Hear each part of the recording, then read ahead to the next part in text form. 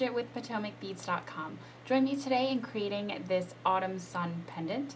If you need any of the materials, they were listed at the beginning of the video as well as below in the description area. You'll find a full list of materials as well as links to both PotomacBeads.com and .eu. So gather up your materials and come create with me. So to start our autumn flower, I have 4 colors of my ISOs, and I have my SuperDuo halo bead here. And I have 7 of my ISOs strung on with 3 11-os in between. And I'm going to go through that first ISO bead. So we have a nice circle. And I'm going to go ahead and go through everything that I just strung on one more time just to keep it secure and make sure that we keep that circle shape as we keep beading. So just make your way back around to your first bead.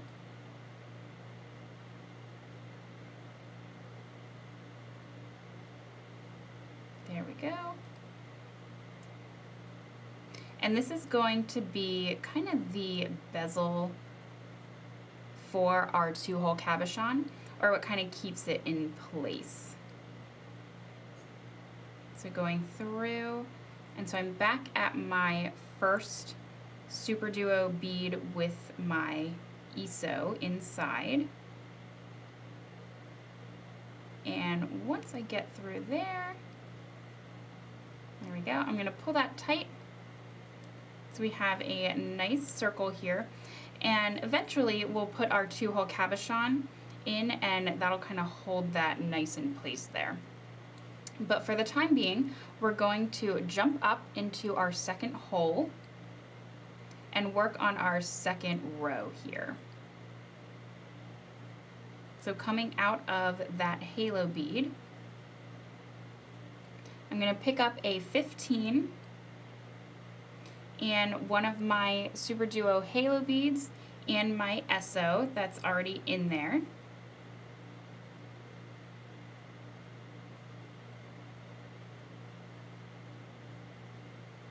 Let me go through this side. There we go. And I'm going to pick up one more 15 and then go through the top hole of my second set of halo and SOs and go through, and we'll pull that. So we're adding 1 set of SO bead and halo in between each set of our first row. So again, picking up a 15, and then we can go ahead and pick up our SO and our halo.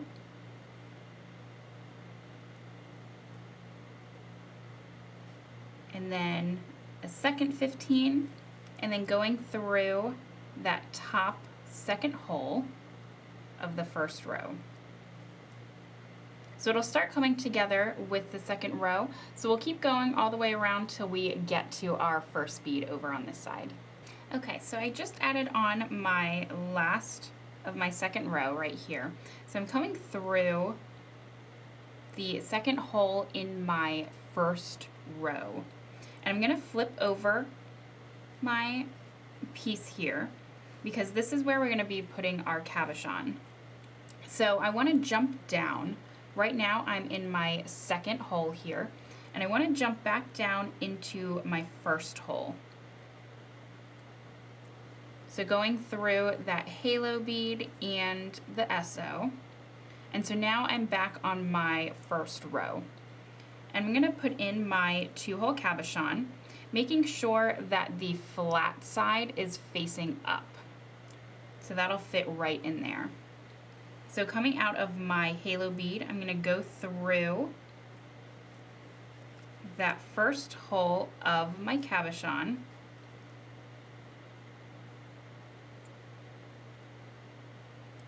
Get that. And from here, I'll go through my halo bead and SO that's directly across. So I'm going to go through my halo and SO.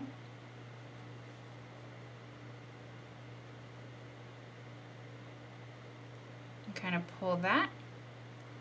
And then I'm going to go back through my 2-hole cabochon.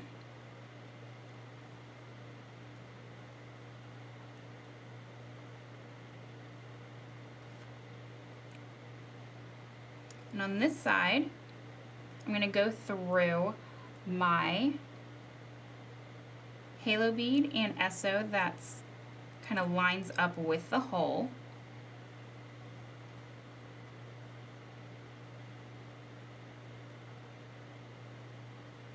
So there we have our cabochon that fits nicely in there.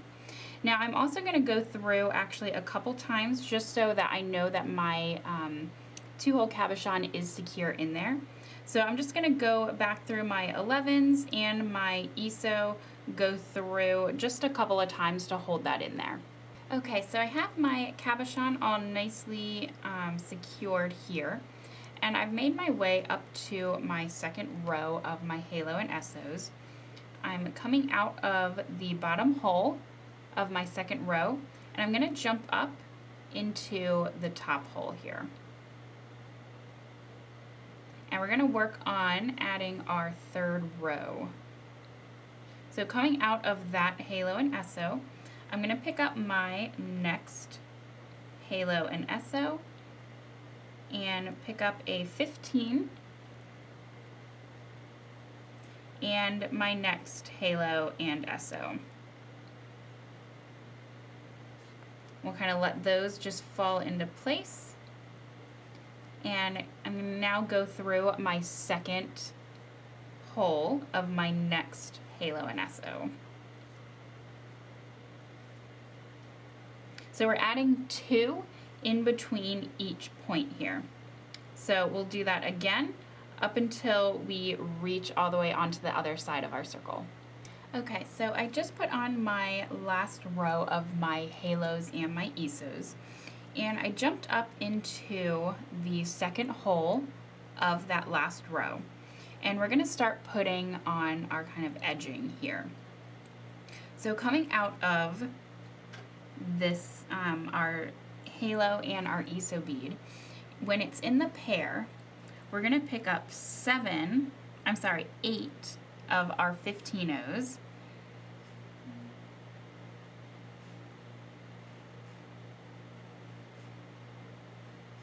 And once we have those, we're going to go back around through that same hole that we just went through.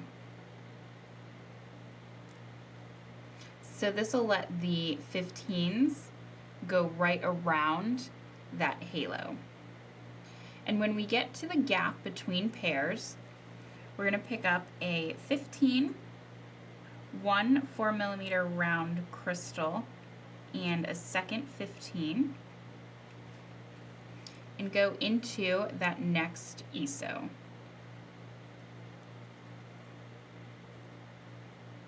And again, with the pairs, we're going to pick up 8 of our 15s,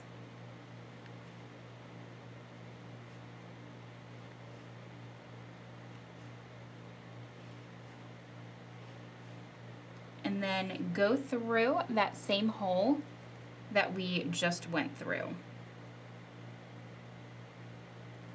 So again, causing those 15s to go right around the edge of our halo.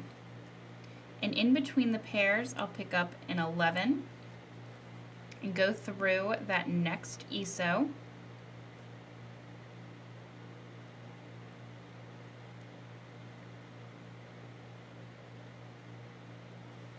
And again, pick up 8 of our 15s.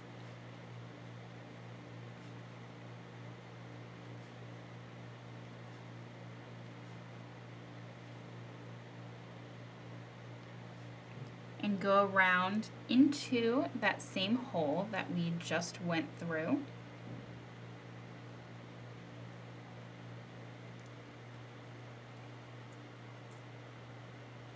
And that brings us back to a gap, which again is the 15 crystal 15 and into our next pair of ESOs. So we'll keep doing this pattern all around the edge. So again, my next step would be to do 8 15s around both of my next ESO halos. And then through our gap, we'll do the crystal, and then again with the 15s around our halos, all the way around till we get to the opposite side of our sun here. All right, so after we're done putting on our kind of outer border here, I'm coming out of my first crystal that I added on in between this gap here. And I just went through it again, and I'm coming out of there, and I added 1 15 and another one of my 4mm round crystals, and then 25 15s. And I'm going to go back down through that same crystal so that we can kind of get a bail here. And on coming through that second crystal that's already a part of my piece, I'm going to pick up one more 15 and then go through the opposite hole of the one I came out of. So I came out over on this side, so I'm going to go through that same way. So you can see this will kind of pull down my crystal and my bail to sit right on top of that crystal that's already there. You just kind of pull that tight. And so we'll have a nice bail there. And if you want, you can kind of go through this a few times just to make sure that it's nice and secure and can hold up the weight of your pendant. And from there, we're all set for our chain. You can put that however long you want it. And there we go, we're all set. Thanks for joining me, and I hope you enjoyed creating your own autumn sun pendant. Remember, if you do need any of the materials, they are listed below me, as well as links to both PotomacBeads.com and .eu. Remember to like and subscribe if you'd like to keep up to date with any new tutorials we have out there for you. And as always, we love to hear from you, so I'd love to see some comments from you to see how this design helped inspire your own.